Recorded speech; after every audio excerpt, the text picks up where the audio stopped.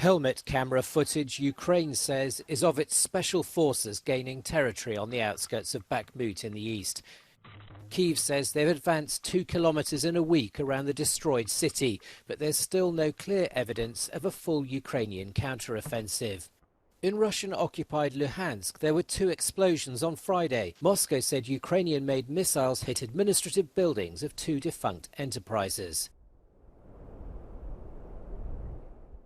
Ukraine claims that Russia continues to concentrate its efforts on offensive preparations in the country's industrial east, showing the devastation of the town of Marinka in the Donetsk region.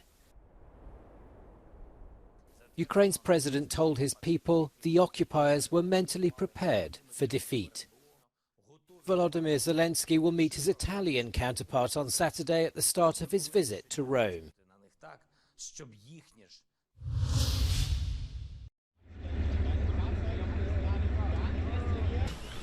Hello.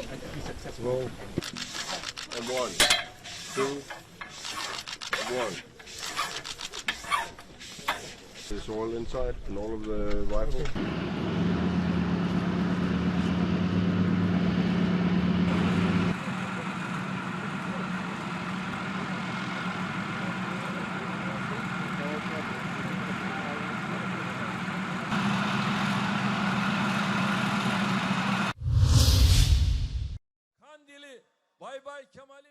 Turkey's president upped the ante at the end of the campaign on the eve of a decisive election. Recep Tayyip Erdogan said he will defend independence, just as he did on the night of the 2016 coup attempt, and warned his conservative supporters of the price to pay and possible reprisals if his rival comes to power.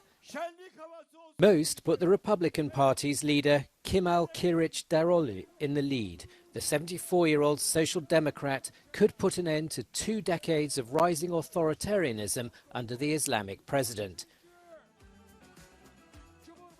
In response to fears that he might make a handover of power difficult after 20 years in government, Erdogan has said that if he loses, he will respect the result and hand over power in accordance with the rules of democracy. 64 million voters, including 6 million first-timers, are eligible to vote in Sunday's election. Smoke rises above the Gaza Strip. Another day of death and destruction in one of the biggest flare-ups there in months. Cockpit footage released by the Israeli military shows an airstrike on an apartment block. Its target, Islamic Jihad commander Ayyad al-Husseini.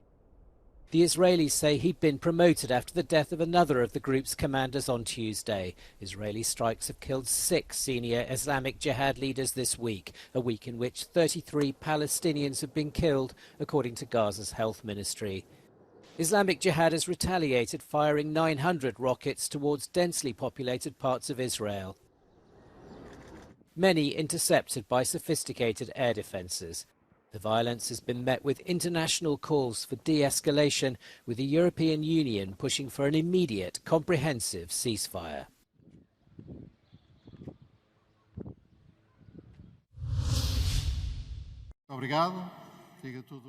Portugal has legalised euthanasia after an intense battle. Parliament on Friday approved a bill on medically assisted death by 129 votes in favour out of 230. The vast majority of socialist and left-wing MPs voted in favour, while the Social Democrats and the right opposed it. The text, which had been vetoed by the country's president Marcelo Rebelo de Sousa, will have to be enacted within 8 days. Under its provisions, people aged over 18 will be allowed to request assistance in dying if they're terminally ill and in intolerable suffering.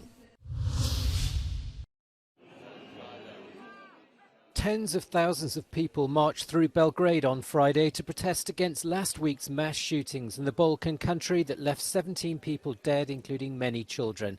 Protesters blocked a key bridge and a highway passing through Serbia's capital, calling for the resignation of a number of top officials, including the Interior Minister and the head of Serbia's intelligence agency.